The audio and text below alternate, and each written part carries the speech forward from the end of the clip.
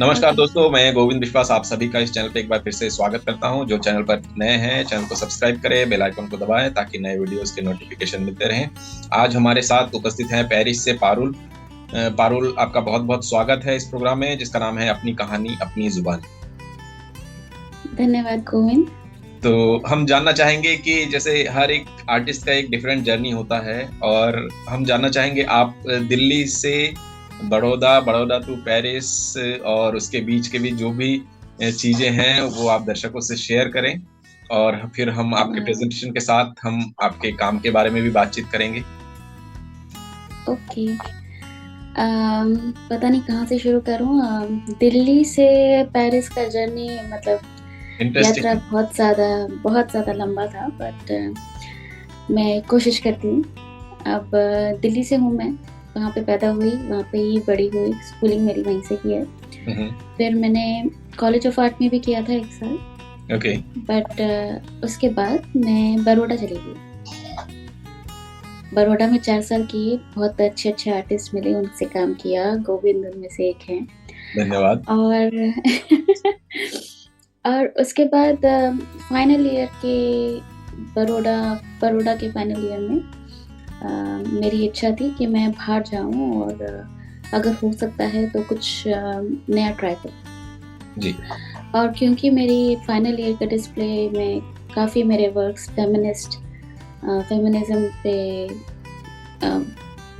Inspired थे, तो फिर मैंने सोचा कि कुछ ऐसे ही स्कूल ढूँढते हैं, कुछ ऐसे ही इंस्टीट्यूट ढूँढते हैं जो कि फेमिनिज़्म को ज़्यादा प्रमोट करते हों। हुँ, हुँ। तो हाँ, मैंने थोड़ा रिसर्च किया, देखा कि कौन-सा सस्ता है, महँगा है, कहाँ पे स्कॉलरशिप मिल सकती है, कहाँ पे नहीं मिल सकती है। और मुझे न्यूयॉर्क में अपॉर्च्युनिटी मिली। मैंने गोल्डस्मिथ में भी ट्राई किया था और मैंने पेरिस में भी ट्राई किया था।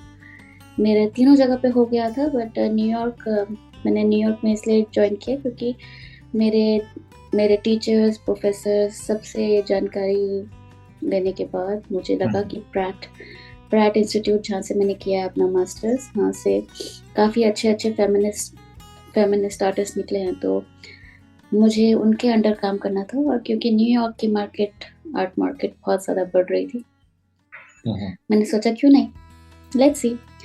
और बस मेरा एडमिशन हो गया वहाँ पे, बहुत ही अच्छी बात है। एंड मुझे फिर स्कॉलरशिप ढूँढी, मिल गई, स्कूल ने ही मुझे प्रोवाइड की। और फिर बस मैं न्यूयॉर्क गई, वहाँ पे मैंने अपना 2 साल का किया। तीसरे साल में मैं अपनी थीसिस बनाई और डिस्प्ले हुआ तीसरे साल में। हुँ, हुँ। लोगों को काफ़ी काम अच्छा लगा मेरे। उसी के बाद से मेरे शो होने लग गए सोहो में। सोहो, ब्रुकलिन, अम, बुशविक, हर जगह मेरे शो हो रहे थे। और एक ऐसा भी टाइम था जहाँ पे हर महीने, हर हफ्ते मेरा एक शो हो रहा था मैनहट्टन में। हुँ, हुँ। तो वहाँ पे जाके मेरी लाइफ में एक टर्न आया जहाँ पे मुझे फ्रांस की अपॉर्च्युनिटी मिली। मेरे हस्बैंड को वापस फ्रांस आना था। मेरे हस्बैंड फ्रेंच हैं, तो मैंने कहा ठीक है, एक और यात्रा पे निकलते हैं। और इसी तरह से मैं इस यात्रा पे निकल पड़ी और मेरी बैंड बज गई। तो मैं यहाँ एक चीज़ मैं कहना चाहूँगा कि सपना देखना और उसके बाद उसको फुलफ़िल करना, इसके लिए आप बहुत बड़ी मिसाल हैं क्योंकि थैंक हर यू, कोई एंड सपना देखता तो है पर उस हिसाब से पूरे होना बहुत डिफ़िकल्ट होता है। पर उन सपनों को जीना, उस सपनों को पा लेना ये बहुत मुश्किल होता है। पर आपने उसमें से बहुत सारा कुछ अचीव किया है और हम शुभकामनाएँ देते हैं आपको।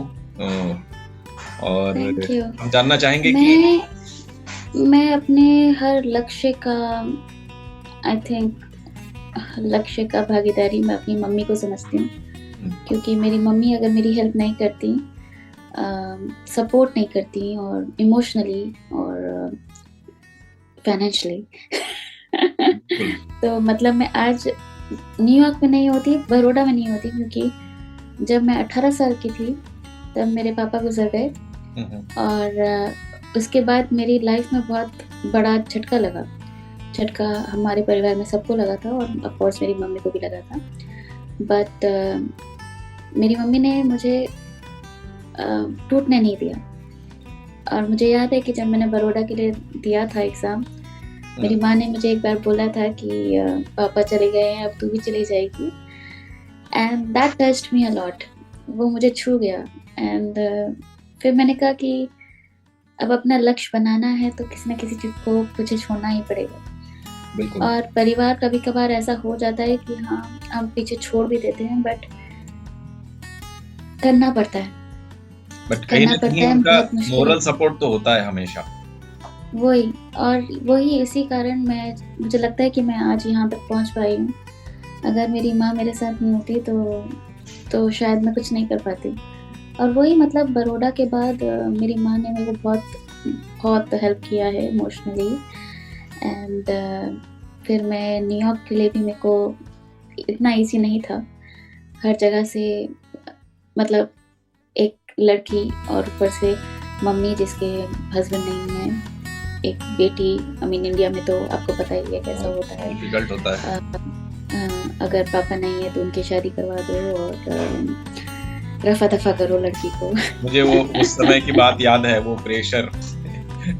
Right, right. तो मतलब वो प्रेशर था और मेरी मम्मी पे भी था, मुझ पे भी था, बट मेरी माँ ने हाथ नहीं छोड़ा। और बस 3 साल निकल गए न्यूयॉर्क में और उसके बाद फिर मैं दिल्ली गई नहीं वापस। अभी 6-7 साल हो गए मैं दिल्ली नहीं गई। ओके। ये दिल्ली आपका इंतज़ार बेसब्री से हाँ, कर रहा बहुत है। शर्म की बात है बट दिल्ली जाना है मुझको। मतलब हद हो गई है, मतलब मैं हिंदुस्तानी हूँ यार। बिल्कुल। नहीं, अच्छा, एक कोविड का समय तो बहुत डिफ़िकल्ट रहा सभी के लिए, तो अब थोड़ा सिचुएशन सही हो रहा है। जैसे हम आपके प्रेज़ेंटेशन के साथ बातचीत को आगे बढ़ा रहे हैं, तो हम जानना चाहेंगे आपके इस काम के विषय में। इसको लेके आप क्या सोचती हैं? ये काम मेरे चाइल्डहुड से इंस्पायर्ड है। हुँ, लोग इसका दूसरा मतलब भी निकालते हैं, ठीक, जो कि बिल्कुल ठीक है, क्योंकि जिस टाइम पे मैंने ये काम किया था, वो उस मेरे जनरली काम मेरी डायरी या फिर मेरी लाइफ टाइम से इंस्पायर्ड होते हैं। हुँ, और जब मैं ये काम कर रही थी तब मेरे दिमाग में माँ बनने की ख़्वाहिश थी। और माँ बनने की ख़्वाहिश होते-होते एक ये भी था कि जब मैं पैदा हुई थी तो क्या था, क्या नहीं था, कितनी मैं मतलब बेटी होने का जो होता है, दूसरी बेटी परिवार में, और वो स्ट्रगल जो थी, शायद मम्मी-पापा ने कभी महसूस होने नहीं दिया, बट परिवार में इधर-उधर के चाचा, भाई-साहब, परिवार के लोग महसूस करवा देते हैं कि लड़की होना कितना अलग होता है। और वही मतलब मैं मैं अपने ड्रीम्स को कहाँ-कहाँ तक लेके गई हूँ और अभी मुझे बहुत अच्छा महसूस हो रहा है कि मतलब एक लड़की होके मैंने अपनी माँ को इतना प्राउड फ़ील करवाया है। व्हिच या मतलब इस काम के द्वारा मैं ये दिखाना चाहती थी कि ये सोने की जगह है, मेरी सोने की जगह है, जहाँ पे मैं बचपन में सोई थी। बहुत कोज़ी था, बहुत ही कंफर्टेबल था, वो सोना, वो पलना, बट वो पलने में इतने पिन्स हैं, पिन्स को क्या बोलते हैं? गॉड! इतने नुकीले नुकीले पिन्स। हाँ, इतने कीले हैं कि मतलब कभी-कभार सॉफ्ट भी लगती हैं, इतना दर्द झेलने की आदत हो जाती है कि वो सॉफ्ट लगती हैं। और बस उसको मैं कैसे दिखा सकती थी, वो मैंने अपने इस काम में दिखाने की कोशिश की है कि पालना में जितनी भी चीज़ें सॉफ्ट हों या ना हों, चाहे दिखती हों, हुँ, बट वो चुभती ज़रूर हैं। बिल्कुल।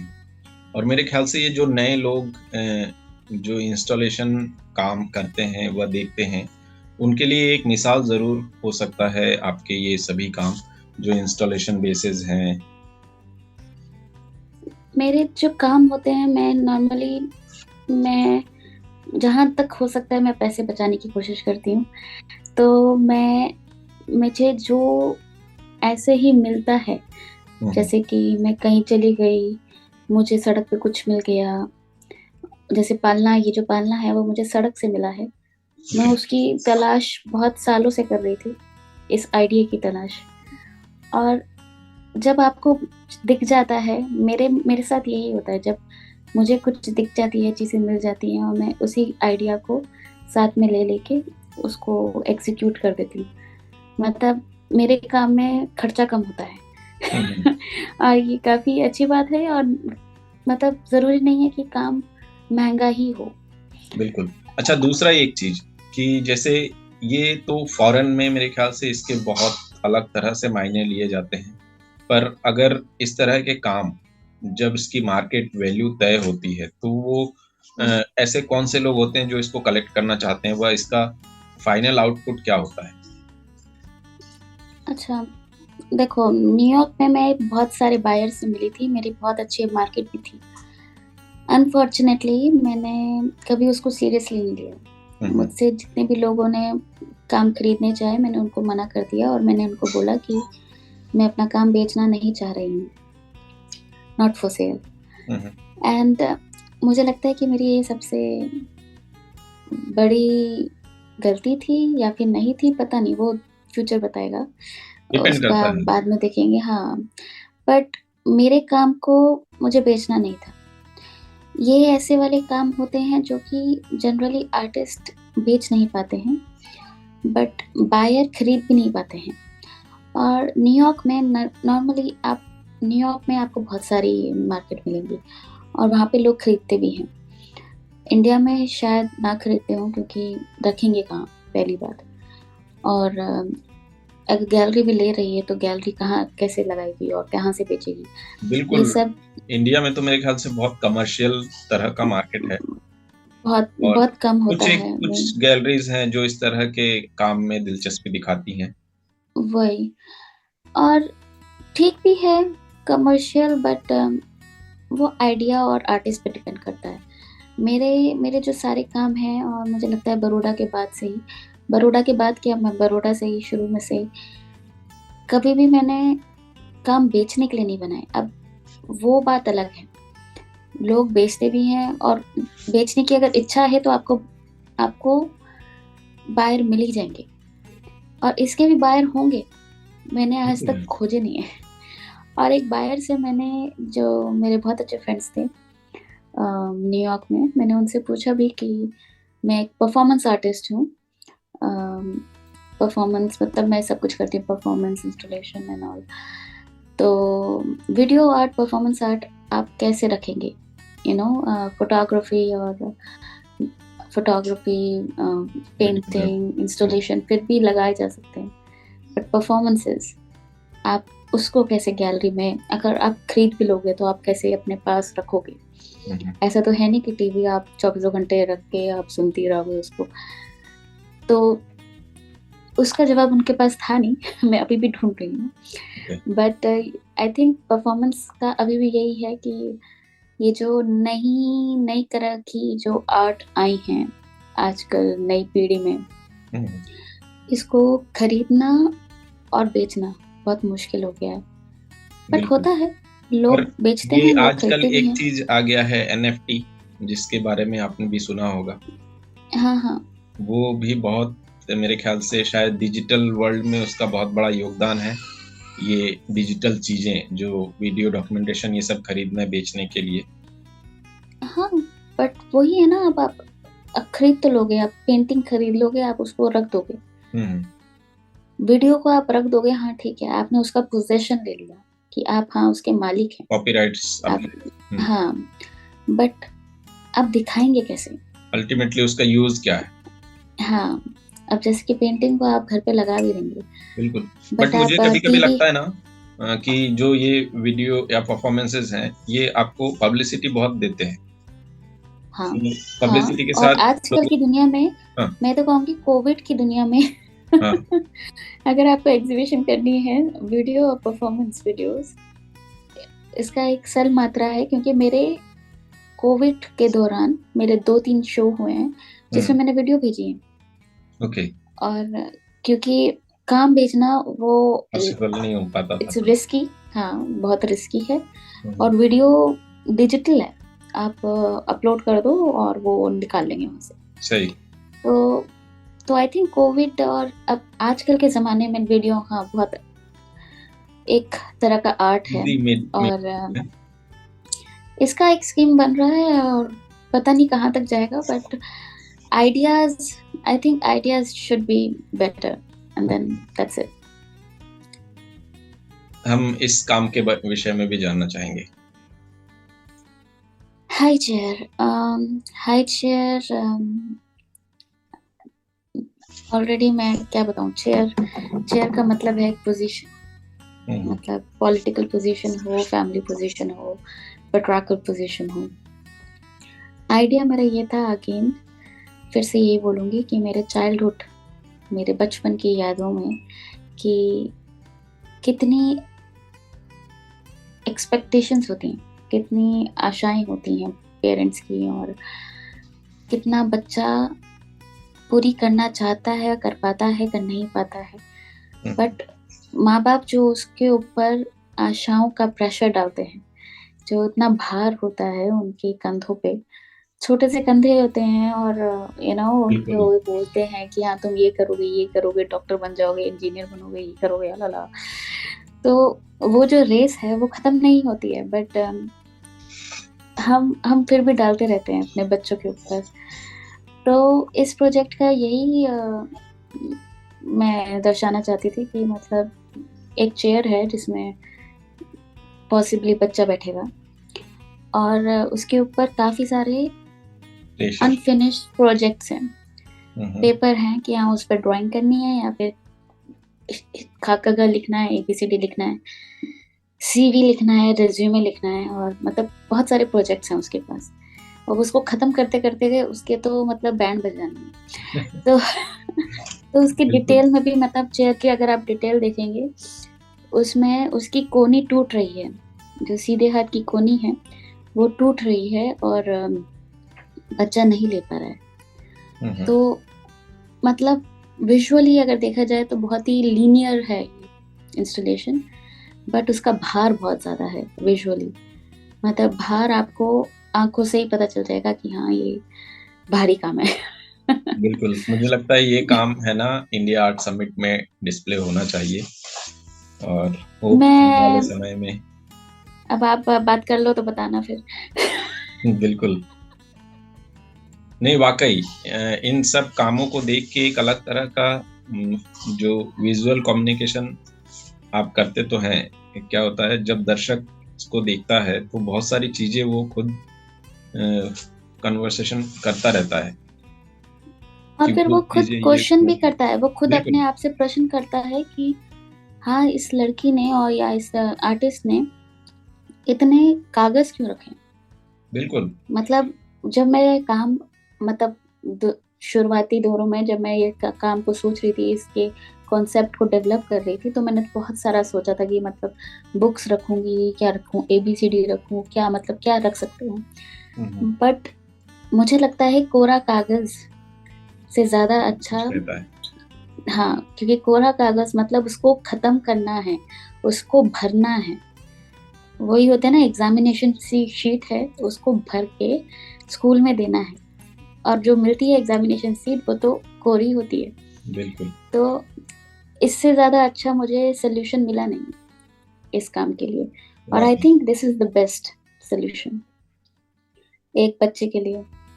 बिल्कुल, द लास्ट वर्ड्स। ये कुछ लिखा हुआ है? हाँ, इसमें मतलब मैं यही लिखना चाहती थी, I-U। मतलब काफी सिंपल सा शब्द है। आजकल के ज़माने में हम देख रहे हैं कि काफ़ी आर्टिस्ट अल्फ़ाबेट्स के ऊपर काम कर रहे हैं, कि और वर्ड्स के ऊपर काम कर रहे हैं, और स्पेशली लाइक अगर देखेंगे न्यूयॉर्क में काफ़ी आर्टिस्टों ने बहुत पहले से, ट्रेसी अमीन का काम देख लीजिए। ट्रेसी अमीन ने टेंट के ऊपर अपने पूरी लव स्टोरी लिखती थी, और मतलब वो पूरा अपनी भड़ास निकाल दी थी उसने। तो ये है एक आजकल के ज़माने में आर्ट एज़ वर्ड्स। तो मुझे काफ़ी, मैं जब न्यूयॉर्क गई थी तो काफ़ी मैं उस पे प्रभावित हुई थी और मैंने वहाँ पे भी 2-4 काम किए हैं वर्ड्स को लेके। हुँ, हुँ। और ये जो काम मैंने फ्रांस में किया है, जो रीसेंट काम है, ये एक ट्रिब्यूट है एक बंदे को कि मैं जानती थी और उसकी रिसेंटली डेथ हुई थी। ओह! और उससे, आप उनको जानते हैं, उसका नाम हाइतम है। और मैं बस उस उसकी डेथ के उस पे मैं बस क्वेश्चन पूछना चाहती थी कि अभी जो मेरी अंदर फीलिंग्स हैं, वो क्या हैं?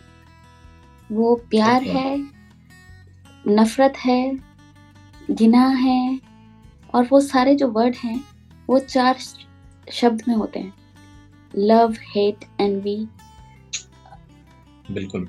और भी बहुत सारे हैं, फूल, आई फूल यू। और तो वो जो सारे जो वर्ड्स हैं, जो आप फूल देख रहे हैं, जो उल्टे लटके हुए हैं, हुँ, हुँ। वो डैश है बेसिकली कि मैं क्या भरूँ उसके अंदर। हुँ, और हुँ। ये जो फूल हैं जो कि मुरझा रहे हैं, बट ये एक ट्रिब्यूट था उसके काम के लिए। और मुझे ना वो, आई डोंट नो, उस टाइम पे मुझे बिल्कुल, ये ये आइडिया बहुत ही आया। अलग काम है और दिल को छू लेने वाला काम है। जब इसको आपने एक्सप्लेन किया तो वाक़ई ये मेरे को अपने दिमाग में मतलब एक एक जगह तो उसने बना लिया लाइफ़ टाइम के लिए। ये मैं अपने मेमोरी से अब कभी इरेज़ नहीं कर सकता इस चीज़ को। तो होते हैं थैंक यू। कई सारे काम। अच्छा, दूसरा मैं एक चीज़ पूछना चाह रहा था, क्या कोई जो आर्टिस्ट हैं, किसी से आप कभी प्रभावित हुईं किसी आर्टिस्ट के काम को देखकर या किसी का कुछ इन्फ्लुएंस कभी आया? जब मैं बड़ौदा में थी तो मुझे प्रोफ़ेसर्स ने काफ़ी आर्टिस्ट दिखाए थे।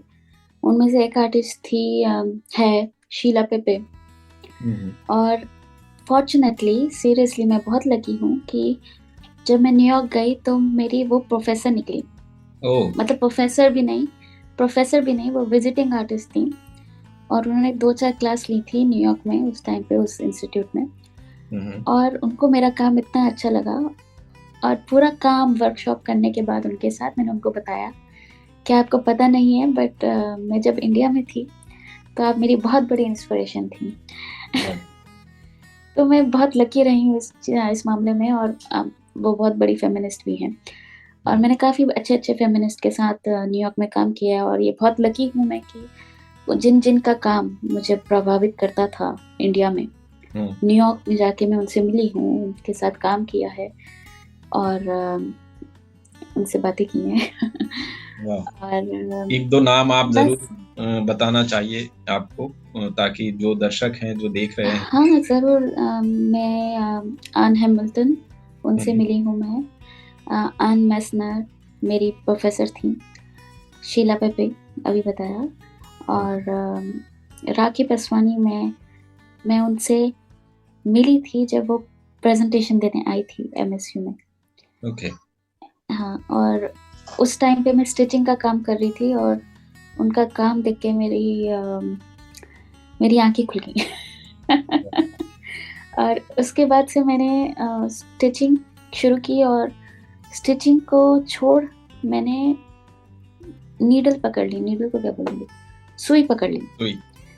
हाँ, तो और वही है, मतलब पिन, मतलब वो जो सुई और कीलें जो भी हैं मेरे काम में, वो एक सिलने के ही माध्यम से आई हैं हुँ, हुँ। कि कैसे मैं एक काम को जोड़ूँ, बट अगर पिन से ही जोड़ सकूँ, अगर सुइयों से ही जोड़ सकूँ, तो क्यों ना जोड़ूँ? बिल्कुल। मुझे आपके वो काम याद हैं, जो आपने वो लेटर्स को, ये शायद ये वही वाले काम हैं, जो लेटर्स में वर्ड्स को अपने पिन से वो किया था। हाँ, हाँ, वो काफ़ी पॉपुलर काम है मेरा। और मैंने लंदन में उसको काफ़ी एग्ज़िबिट किया है। हुँ, हुँ। मेरी एक मैगज़ीन में भी आया है इंटरव्यू मेरा। और उसने उस काम को काफ़ी अ, ठीक, अच्छा प्लेटफ़ॉर्म पे हिंदी वो में। एग्ज़िबिट हुआ है ना? हाँ, हाँ। तो वो जो काम है, अगर आप आगे करेंगे इस स्लाइड शो को, तो ये रहा। इस काम का नाम है ब्लाइंड लव स्टोरी। और मतलब हम सब तो जानते ही हैं कि प्यार अंधा होता है। बिल्कुल। तो तो इस काम को मैं दिखाना चाहती थी कि प्यार की अंधी कहानी क्या है। तो मेरे को वैसे नॉर्मली प्यार हुआ नहीं, मुझसे लोगों ने बहुत प्यार किया, हम्म, बट जो प्यार मुझे हुआ ना, उसमें दर्द बहुत हुआ। तो मुझे वो दिखाना था कि मतलब प्यार जैसे होता है तो उसमें दर्द कैसे होता है। अब प्यार में तो अंधे सभी होते हैं, बिल्कुल। तो मैं कैसे दिखाऊं। तो मेरा आइडिया जो था वो ये था कि मैं अंधों की भाषा सीखूं, क्योंकि अंधा जब हमें करता है तो हम छू के ही समझ सकते हैं, और हम्म, प्यार भी एक ऐसी भाषा है जो हम छू के समझ सकते हैं। तो मैंने एक हैंड पेपर लिया, मतलब जो मैंने हैंड पेपर्स बनाए थे, हम्म, हैंडमेड पेपर्स, उसी पे मैंने तीन चार हफ्तों में, आई मीन हफ्ते कह रही हूँ, महीनों में मैंने ब्राइल, अंधों की भाषा सीखी। हम्म, और उसके बाद फिर मैंने अपनी कहानी लिखी, प्यार की कहानी।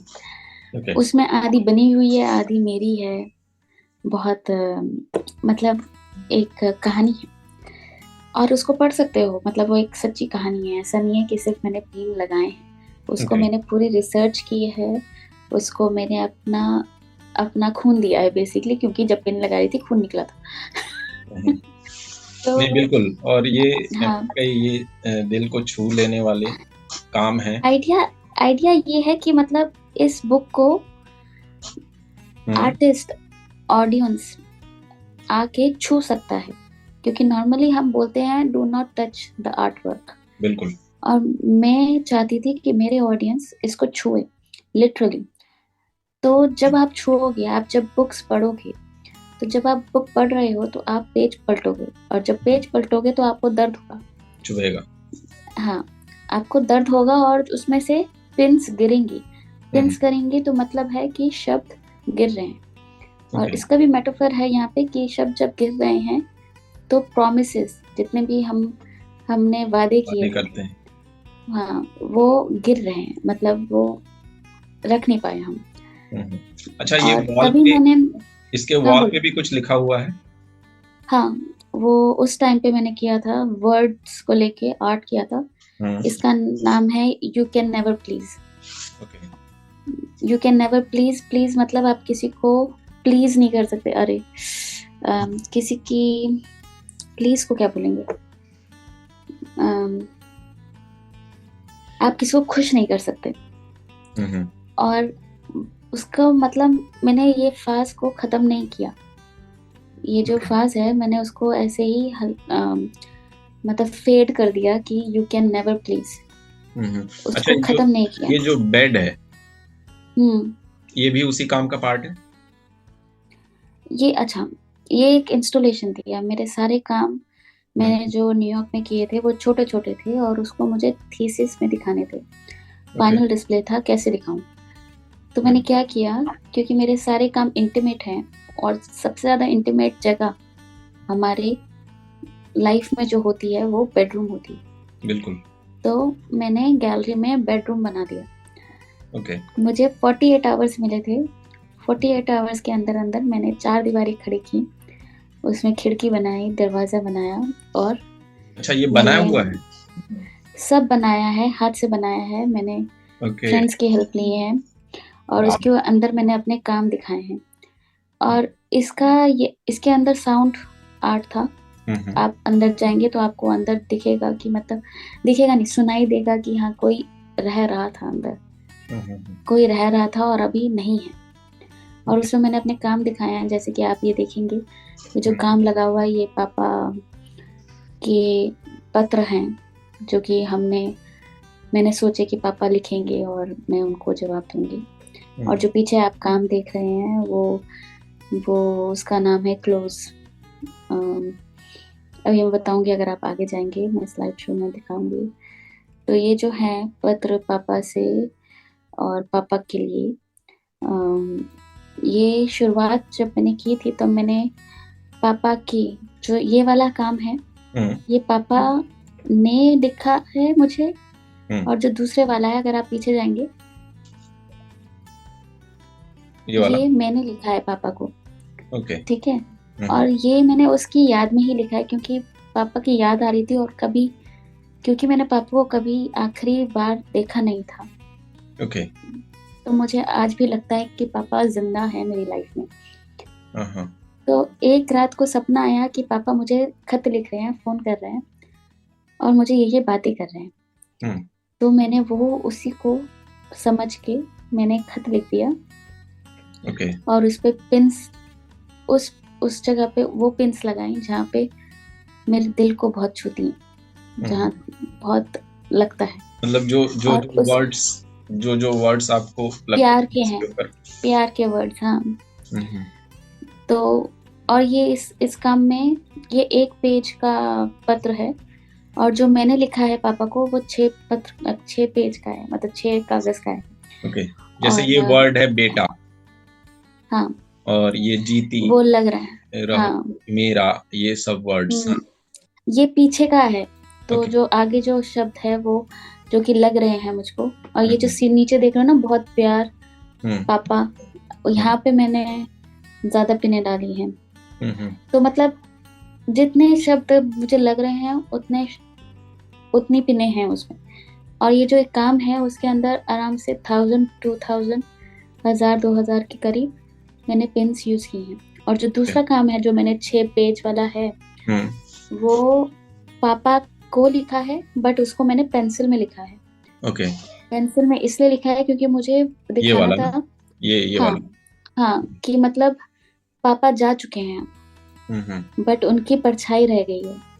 तो ओके, तो मैंने इसलिए पेंसिल वो से लिख हल्का के इरेज किया हुआ है वो। वही, और जो शब्द मुझे बहुत प्यारे लगे हैं वो हम्म। अभी भी उसमें हैं और उसमें कीड़े लगी हुई हैं, ओके। क्योंकि वो दिल से जाती नहीं।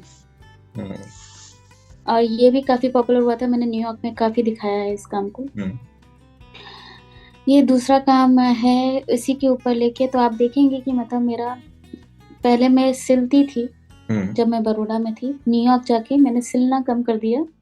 मैंने उसी सिलने के जो माध्यम को ही अपना टूल बना लिया। ओके। तो पहले वो टूल होता था, यही मेरा टूल है। तो ओके। इसमें मैंने अपनी चाइल्डहुड फैमिली फोटोग्राफ्स जो हैं उसका एक कोलाज बनाया है। और जैसे कि होते हैं ना, दीवार पे लगी होती है फैमिली फोटोग्राफ्स, वैसे ही दिखाया है डिस्प्ले में। और मैंने अपनी फैमिली मेंबर्स के मुंह छुपा दिए हैं पिन से। ओके। आइडिया ये है कि चाहे कोई भी हो, अभी मैं देख रही हूँ, क्योंकि मैं चेहरे नहीं देख रही हूँ तो मुझे मेमोरीज नहीं है।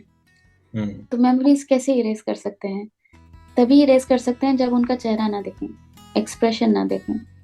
बिल्कुल। तो यही था आइडिया, मतलब कि कैसे मैं एक ऐसा काम बना दूं कि वो आपको छू भी जाए और आपको दूर हटा जाए। मतलब ये जो काम है लोग देख नहीं पाते हैं और देखने के लिए आगे भी आते हैं। बहुत इंटरेस्टिंग है कि उनका देखना है कि ये क्या है, वाकई और वो देख नहीं पाते। बिल्कुल। बट और इसका टाइटल भी क्लोज मैंने इसलिए रखा है क्योंकि ये लोग बहुत क्लोज हैं मेरे, बहुत करीबी हैं, बट मैं उनको क्लोज ही रखना चाहती हूँ, मैं उनको बंद ही रखना चाहती हूँ, क्योंकि जितने वो करीब आते हैं उतना ही दर्द देते हैं। ओके। तो हम जो ये अभी काम देख रहे हैं इसके विषय में हम जानना चाहेंगे। तो ये मेरे मास्टर्स के फाइनल ईयर का डिस्प्ले है जो आप देख रहे हैं। जैसा अच्छा, कि मैंने बताया कि मेरे वही स्क्वायर है। वही है। ओके। और ये जो मुझे गैलरी स्पेस मिल रही थी, तो मैं उसमें सोच रही थी मैं अपना काम कैसे दिखाऊं, क्योंकि मेरे काम बहुत छोटे छोटे हैं और जो स्पेस मिली है वो बहुत बड़ी है। और जैसे कि मैंने कहा कि मेरे सारे काम बहुत इंटीमेट हैं, बहुत छूने वाले हैं और काफी भावुक है। तो उसको कैसे दिखाया जाए, तो इसलिए मैंने बेडरूम खड़ा किया अपनी गैलरी स्पेस में।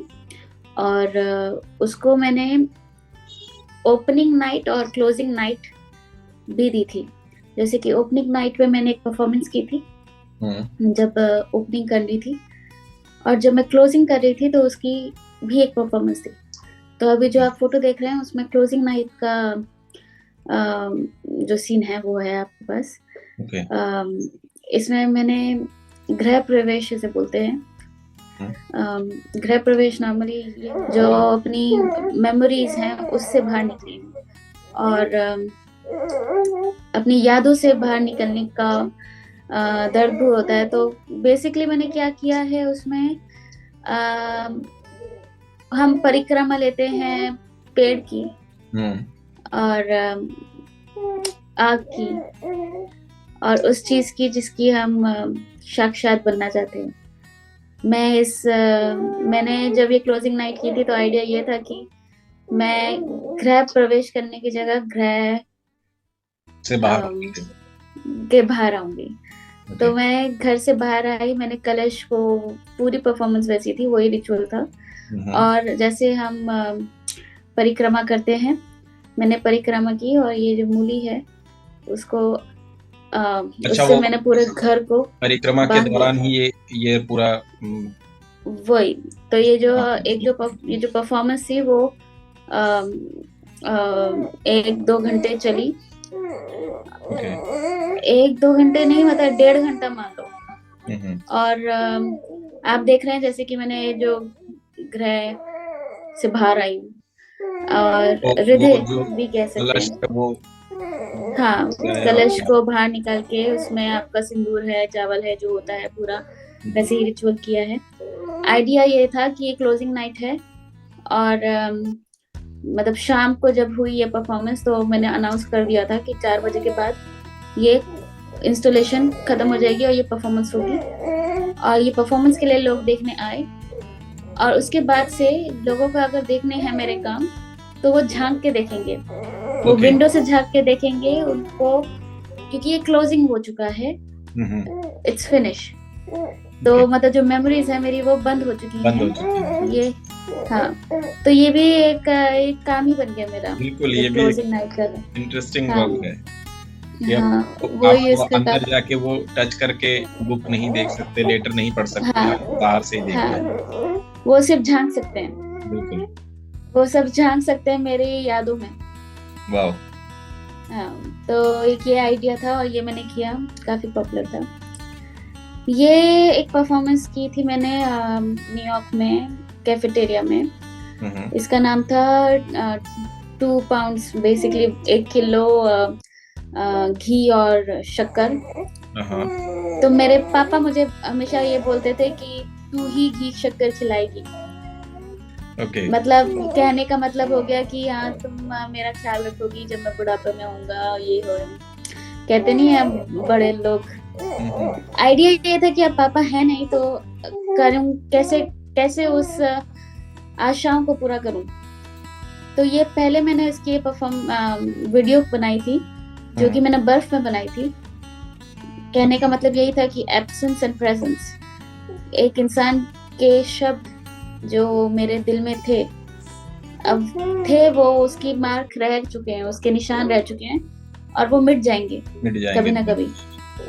तो तभी मैंने स्नो बर्फ का प्रयोग किया था उस पे। और जो परफॉर्मेंस है जो पीछे आपको वो, सॉरी आपकी परफॉर्मेंस और वीडियोस आपको यूट्यूब पे जाके देखनी पड़ेंगी, बट वो यूट्यूब का लिंक मैं वीडियो के डिस्क्रिप्शन में दे दूंगा। ओके, दर्शकों को देखना जाके देख सकते हैं।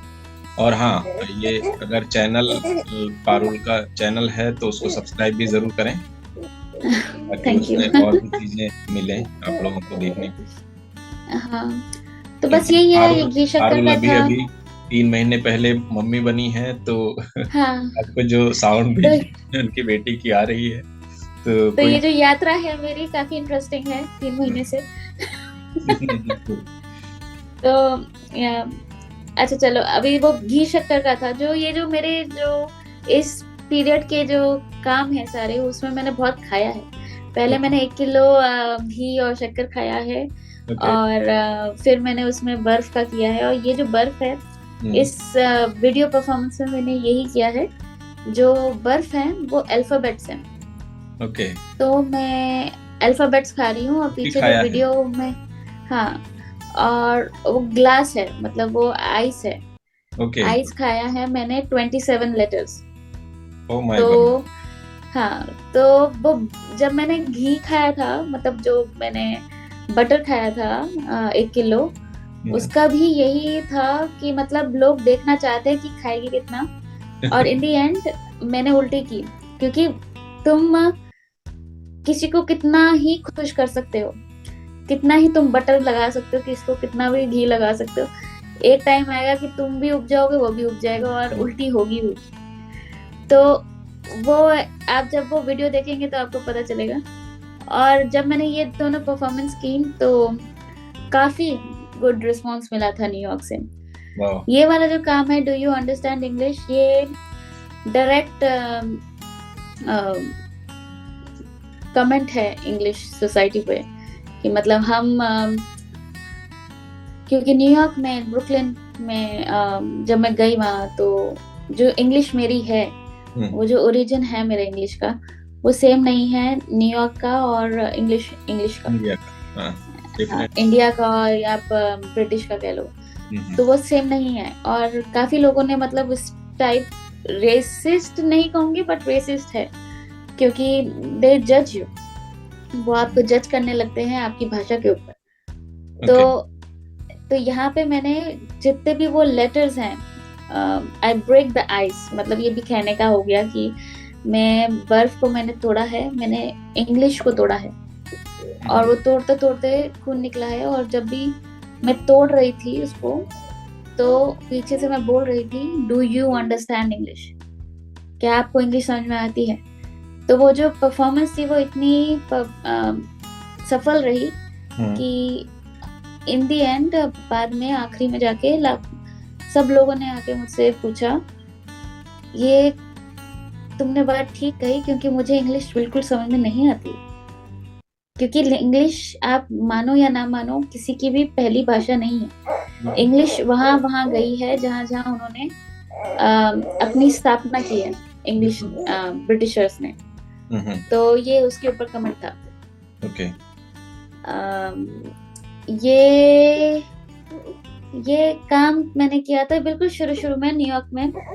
इसका का नाम है अभिषेक, जैसे हम अभिषेक करते हैं दूध से। मैंने वाइट पेंट से किया था, इनामल पेंट से। हाँ, तो आइडिया ये था क्योंकि जब मैं गई थी, मैंने कभी भी इंडिया में या फिर ये सोचा नहीं था रेसिज्म के बारे में कि कहाँ कितना कलर होता है। मैं जब न्यूयॉर्क गई तो मेरे जो काले फ्रेंड्स हैं, या कह सको, मतलब वो मुझे, जो काले थे मुझसे, काले हैं मुझसे, वो मुझसे काफी प्रभावित थे। वो मुझसे पूछते थे कि क्या लगाती हो, क्या करती हो। और जो गोरे हैं वो मुझसे पूछते हैं कि तुमने टैनिंग कहाँ से करवाई। तो उन दोनों के चक्कर में मैं सोच रही हूँ, मैं मतलब कलर कितना गोरा होना चाहिए, कितने वाइट हो जाएं कि सोसाइटी हमें एक्सेप्ट कर ले।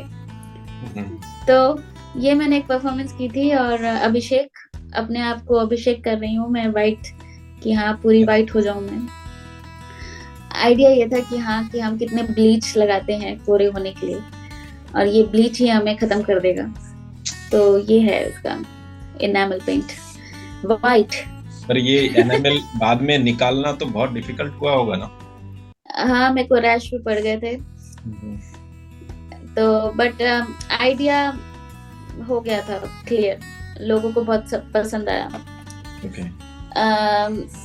ये एक वीडियो है, वही उसी को लेके बनाई है, प्रिमिटिव एक्ट। मतलब प्रिमिटिव मतलब हम आदिवासी के जमाने देख लो कि ना, मतलब पहले हम नहाते थे तो मिट्टी से नहाते थे, पोंछते थे तो मिट्टी से पोंछते थे, धोते थे तो मिट्टी से धोते थे। बट बाहर विदेशों में मिट्टी को नहाना स्पा कहलाता है।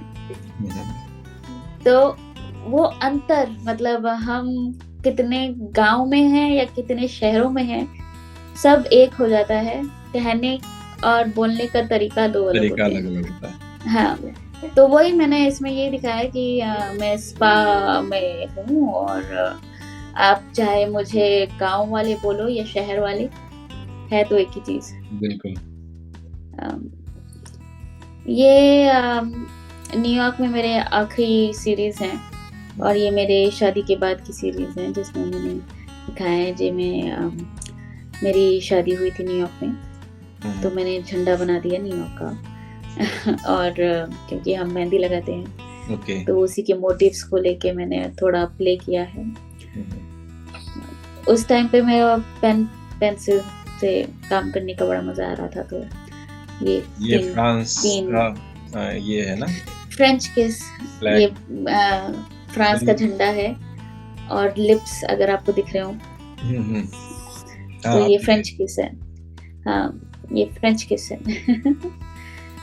उसके बाद सर्द जो ये प्ले रूम, तो प्ले रूम है तो बच्चों के लिए, बट मेरे लिए काफी, क्योंकि उस टाइम पे मैं खेल ही रही थी पेंसिल्स के साथ और पेन के साथ, तो बस उसका वही टाइटल दे दिया मैंने, वही है।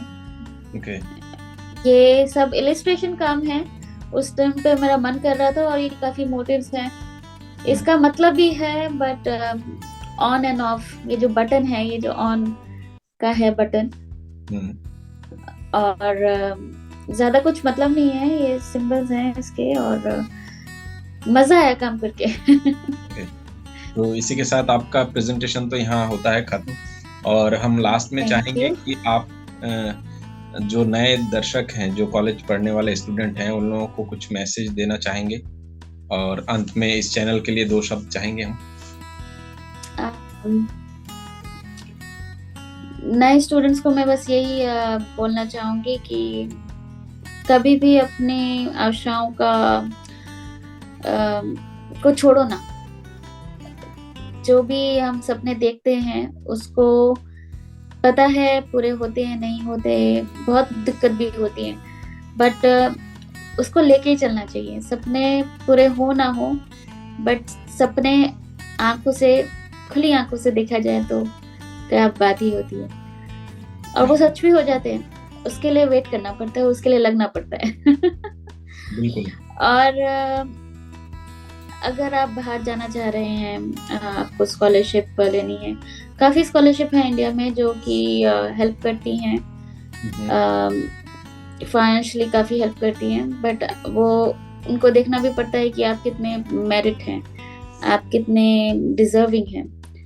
तो उसी हिसाब से आपको अपनी लेटर बनानी पड़ेगी, एप्लीकेशन बनानी पड़ेगी। थोड़ा डिफिकल्ट हो जाता है, अगर आप किसी अपने सीनियर से हेल्प लेंगे, उनसे बात करिए, उनसे पूछिए कि उन्होंने कैसा किया था, और इन द एंड आपको मिल जाएगा। मुझे इंडियन स्कॉलरशिप नहीं मिली थी, मैं न्यूयॉर्क गई थी, और न्यूयॉर्क में ही जाके मैंने हाथ पैर मारे थे, और वहाँ पे क्योंकि उनको मेरे काम काफ़ी अच्छे लगे और उनको लगा कि मैं डिजर्विंग हूँ, तो मेरी आधी स्कॉलरशिप स्कूल से हुई थी और आधी स्कॉलरशिप मुझे एक बायर ने दी थी।